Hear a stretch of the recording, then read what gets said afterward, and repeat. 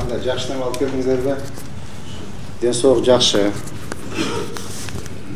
Үй бүлө тынч. Дем алышты билбей иштеп атабыз, Кудай кааласа. Молодцы.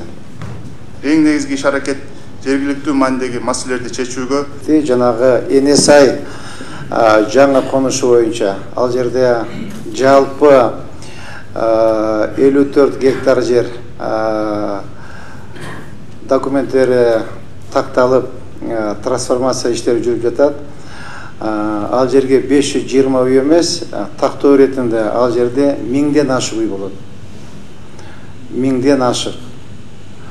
Ал жерге өзүңүздөргө жакшы белгилүү. Ошол четтен келген строительный компания бар, курулуш компаниясы Кунлун деген.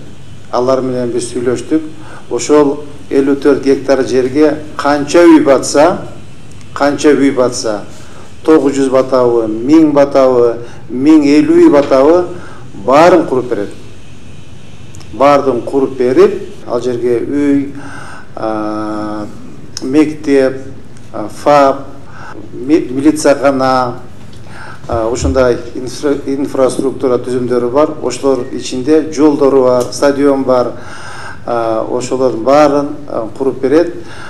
Биз взамен Кунлун компаниясына 21 гектар жер беребиз. Уже договорго ошентип сүйлөшкөнбүз.